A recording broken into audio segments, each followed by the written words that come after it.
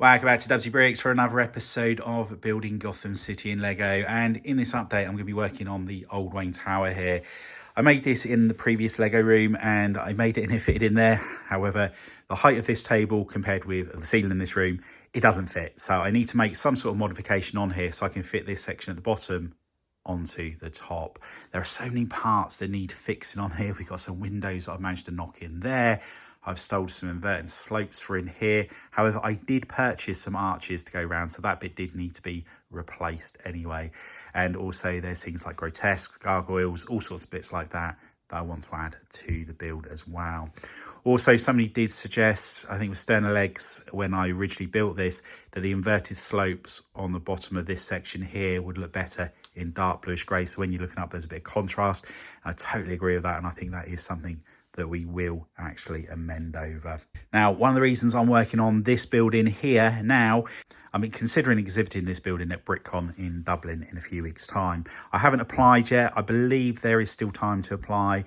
It'll be very easy for me to take it up there, as this is just sitting into the Mills plate, so I can remove it from the Mills plate. I can make a temporary Mills plate to take to Dublin, put some trees on there and some other details, and then I can take this structure up there. So that would be pretty cool to exhibit for the very first time, one of my Lego builds. But what we would also like to do with this structure is put some lights in there. Now, I don't want the whole thing lit up, it's just certain rooms in there. So I have got to work out what I'm going to do for an interior.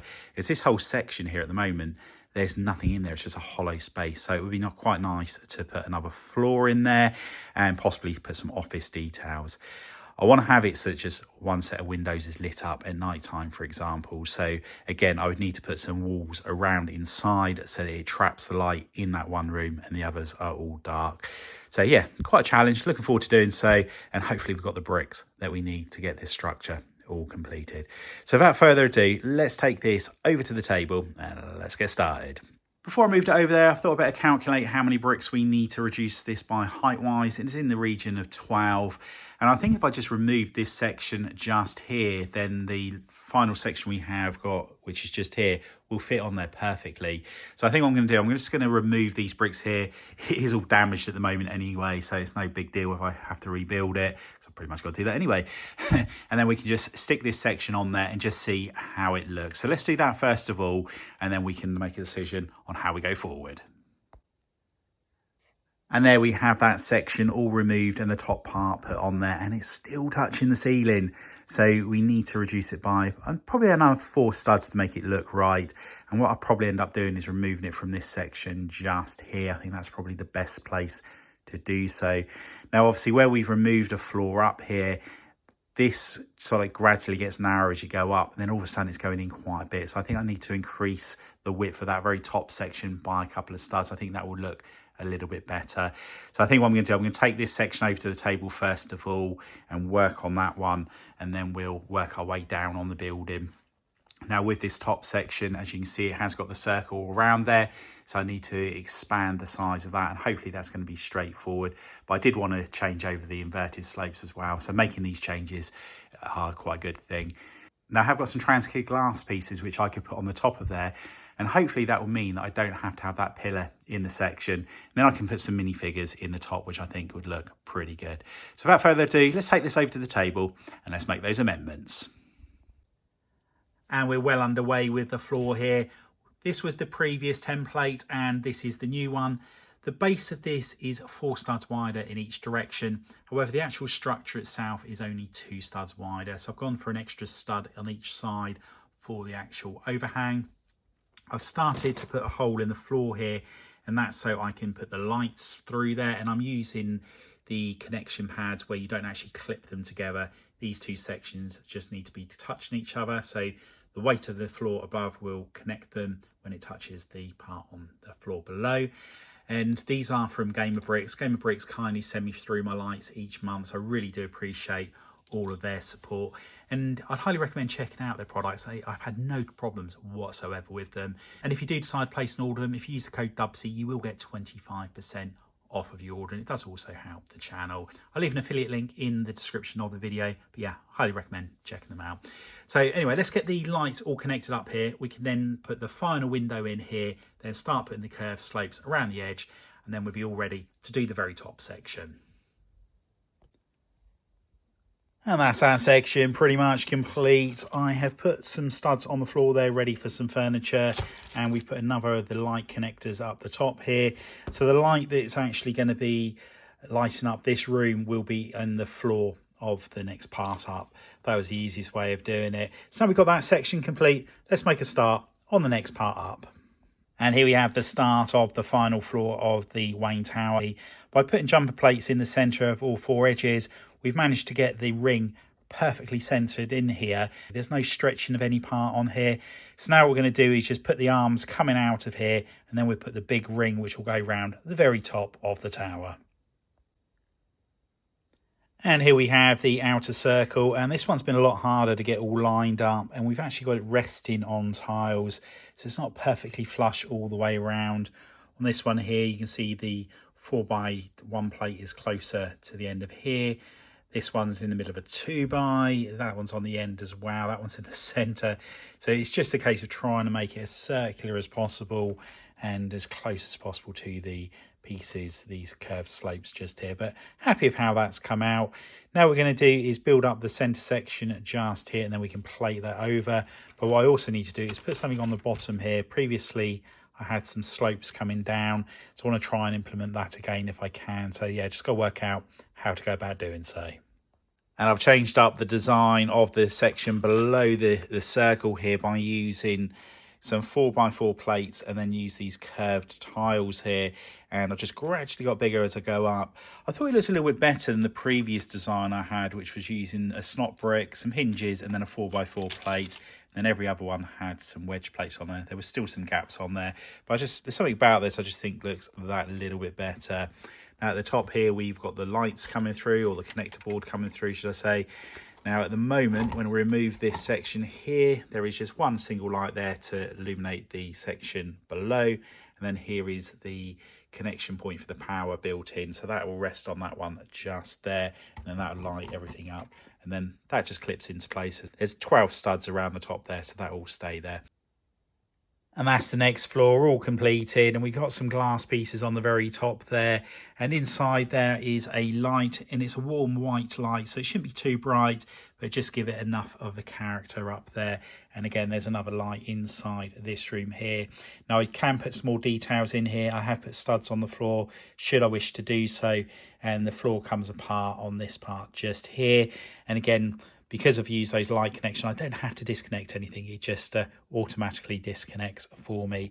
Now what I need to do is bring over the next section that goes below this over to the table, line up the power supply on those two so I can make sure that the connection is correct, and then we can start modifying the floor below.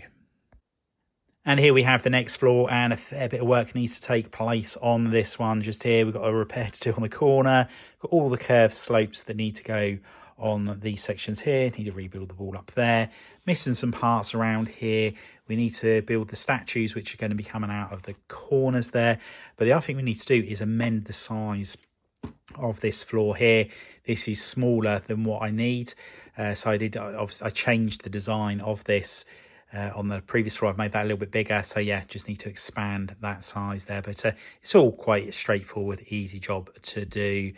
Now with the lights for this, I've only got one more pack of these connector lights here.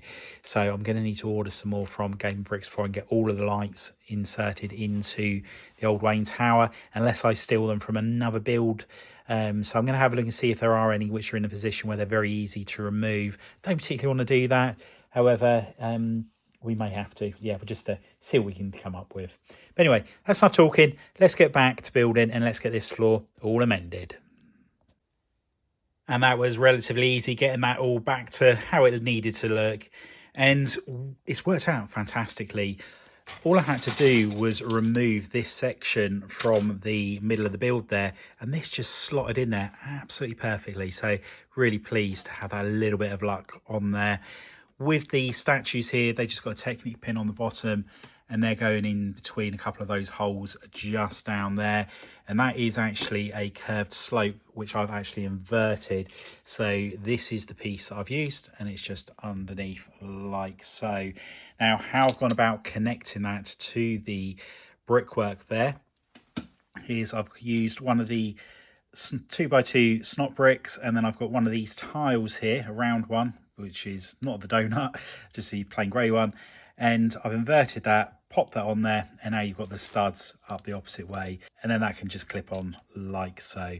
So that's how I've gone about getting that all inverted. Then what I've done is I've just attached a snot brick on there, which has got the studs on two sides and then built around it. So it's worked out nice and tidily, and you can't see any studs really on there. So yeah, all happy with how that's all turned out. Now we've got those two sections completed, let's get on to the next floor down.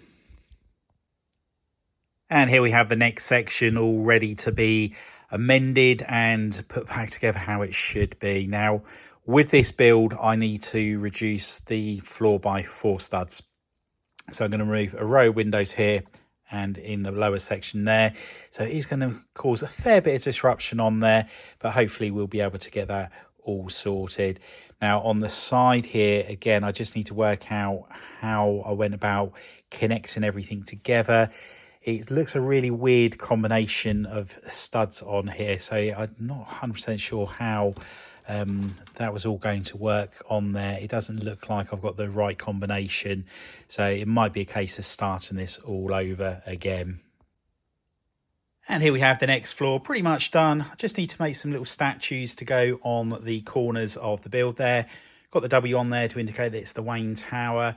Now, unfortunately, I haven't been able to put any rooms in this just yet. I really would like to block a couple of sections out just as some lights are showing through the build.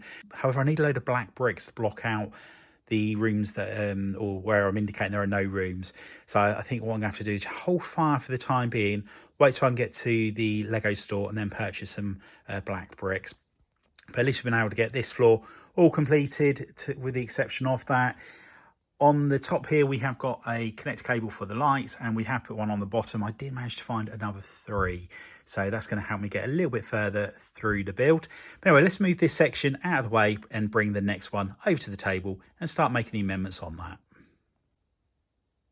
And with the exception of the interior, that's that level all completed.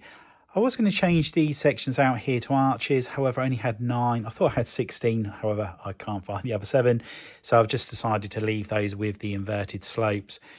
I did have some of these bricks just here along where the tiles are, however I thought it looked better using a snot brick and a tile over the top. And on the ones in the centre pillar, I've used a jumper plate with a curved tile on there. Just think gives it that little bit more character. Now what I'm going to do is I'm going to move this along with all the other sections back over to the table and see how our tower's now looking. And there we have the Wayne Tower all assembled, and loving how that's looking. And really like the white W on there. I think it really stands out nicely. And I think if I can just put Wayne along that bottom section there, I think that will be a really nice finishing touch to it. I think the contrast with the white against the greys and black will look very good. Now there are still plenty more details along with the Wayne that I want to do to the build here. Along all of these ledges here, I want to put some dark bluish grey tiles, and on this one as well.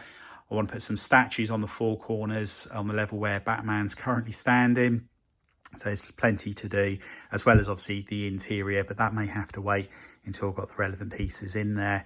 Now, lights wise, they are all connected inside up to this level just here, and I've run out of the connector boards frustratingly, so I'm just gonna have to wait until I can order some more of those next month, and then we'll get that all connected. So yeah, it's all looking good. On this corner here, we need to put another railway track. I have got some, just need to find it out, and also some Nexo shields to go around the corners of that floor. But all in all, really pleased with the end result of this tower. Now, I have had an email come through from BrickCon in Dublin, and they have said I am able to display this. So I will be exhibiting this on the 11th and 12th of October in Dublin. So if you're in Dublin and you fancy seeing this in person, we will be there. Anyway, I hope you've enjoyed the update. If you have, please remember to give us a big thumbs up. If you haven't already done so, please consider subscribing to the channel and hit the notification bell so you don't miss any future content on the channel. And if you know anybody else you think would be interested in building Gotham City in Lego, if you could share the channel with them, it'd be much appreciated. Anyway, thanks for walking on by, and I'll see you next time. Bye for now.